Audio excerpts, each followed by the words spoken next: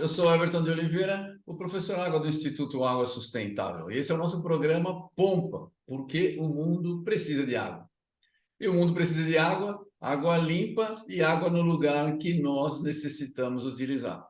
Para manter a ecologia, para manter as pessoas com saúde, higiene e tudo mais. Então, quem trabalha com água, trabalha com um tema que é extremamente importante para a vida no nosso planeta.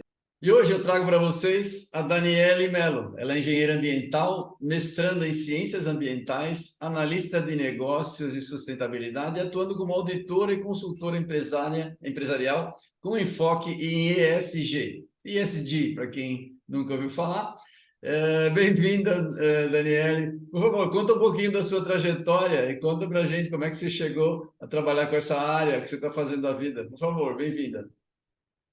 Bom dia, Everton, tudo bem? Muito obrigada pelo convite, é um prazer estar aqui. Bom, a minha trajetória aí com esse dia começou desde a minha infância. Eu nasci em São Paulo, mas eu fui criada no interior, na zona rural. Meu pai era pequeno produtor rural, ele é até hoje.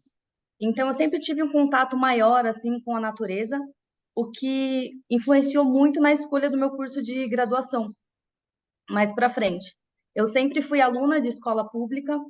Eu fiz cursinho popular num cursinho aí disponibilizado pelos alunos da Unesp da minha região. E em 2015 eu consegui ingressar na UFSCar no curso de engenharia ambiental. E dentro da faculdade eu sempre me interessei mais pelos assuntos relacionados à biodiversidade, ecologia, água, florestas. E eu também tive a oportunidade de dar aula no cursinho que a UFSCar oferecia, o que me motivou muito a ingressar no mestrado.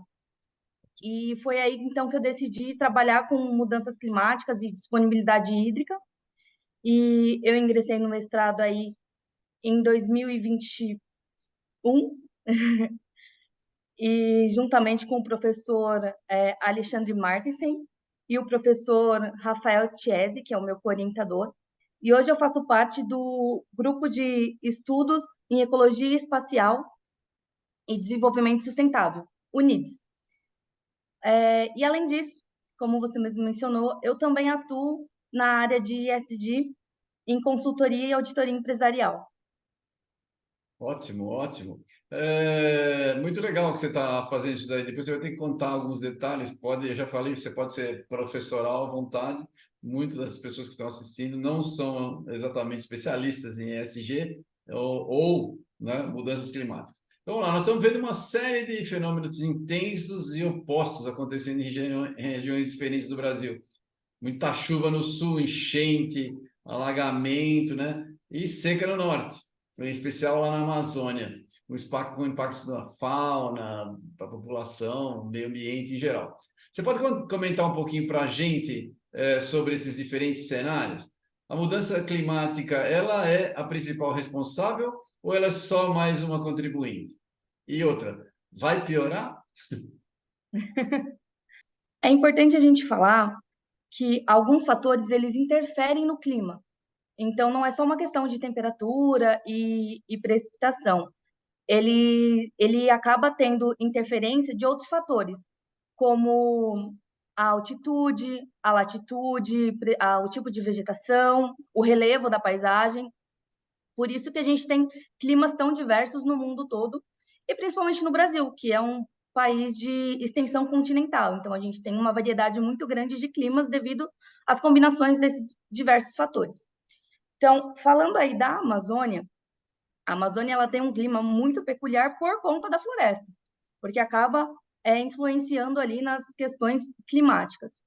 Entretanto, essa seca que está acontecendo lá, ela tem grande influência de um fenômeno chamado El Niño, que ele é causado pelo aquecimento das águas superficiais do Pacífico, e aí trazendo um clima mais quente e úmido, mais quente aqui para o continente, fazendo com que haja uma seca ali na região da floresta amazônica, porque a evapotranspiração da floresta não está sendo só ela suficiente ali para gerar todas as chuvas necessárias, e pelas movimentações das massas de ar, digamos assim,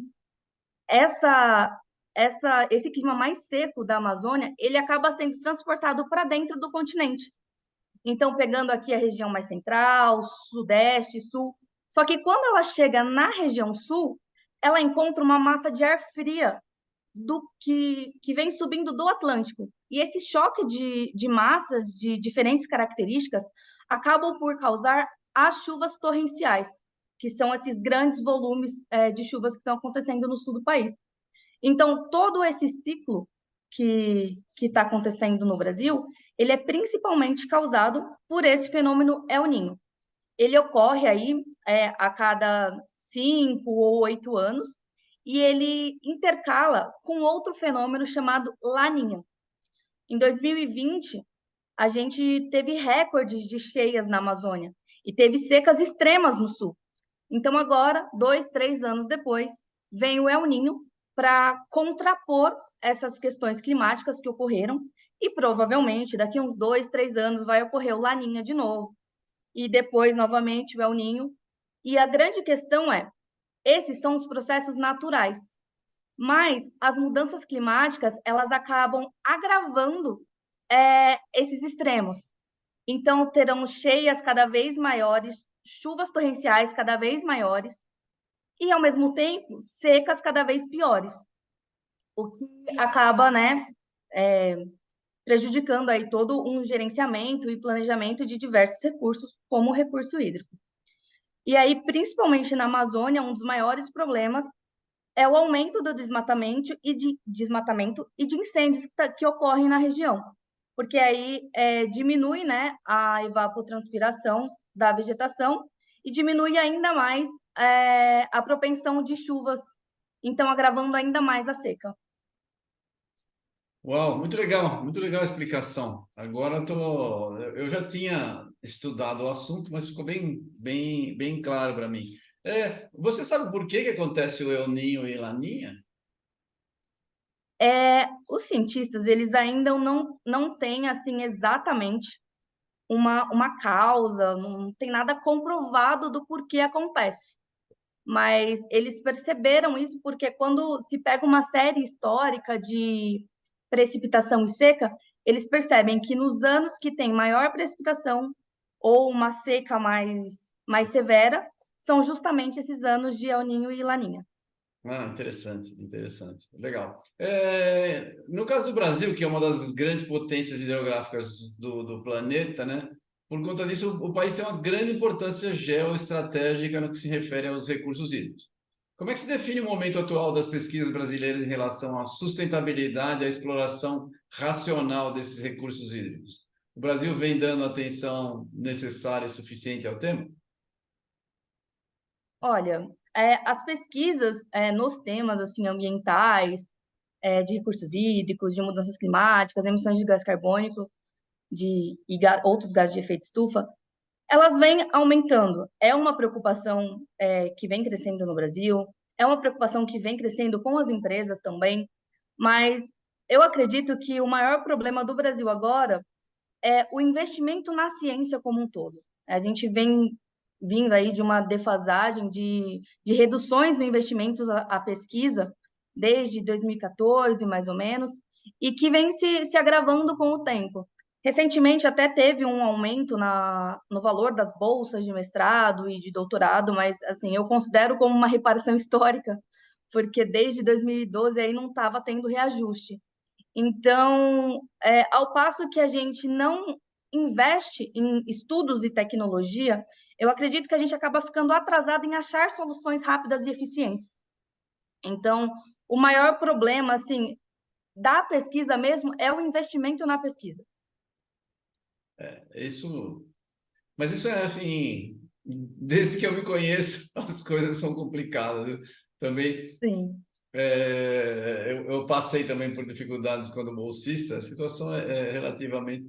Mas, por outro lado, o Brasil é um país comparativamente bom pelo tamanho da economia em relação à pesquisa. Tá, tem caído muito, eu concordo. Mas deixa eu fazer uma pergunta.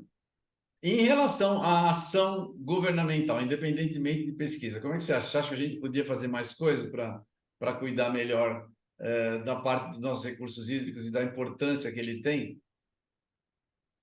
Olha, recentemente também saiu o Marco do Saneamento, em 2020, se eu não estou enganada. E isso é muito importante. Pensar em água e relacionar com saneamento e relacionar com florestas na questão de conservação, na questão de serviços ecossistêmicos, que é o serviço que a natureza naturalmente provê para o ser humano. Então, regulação hídrica que as florestas dá, aumento de qualidade dos recursos hídricos é algo muito importante. Então, toda vez que a gente avança nesse sentido, como tem sido o marco, como tem sido o, o novo Código Florestal, ele traz bastante embates entre os cientistas sobre se foi bom, se não foi bom, mas, assim, ao passo que a gente consegue criar políticas públicas e atender às políticas públicas, sim, a gente avança aos poucos no, nas questões de regulação hídrica ou nas questões de mudanças climáticas e afins. Legal, legal. E você, em relação às políticas públicas, falando de recurso hídrico, você acha que o pessoal está incorporando o componente climático como deveria, ou é muito mais papo do que ação? Eu acho as políticas públicas assim fundamentais, principalmente pela questão como as mudanças climáticas vêm se apresentando e o tempo que a gente tem para se adaptar. Na verdade, o tempo que a gente não está tendo para se adaptar. Infelizmente, tem muita gente que já ouviu falar de mudanças climáticas, mas ainda não sabe muito ao certo o que elas são, Isso. e não vai, a gente não vai ter tempo hábil para todo mundo conseguir entender.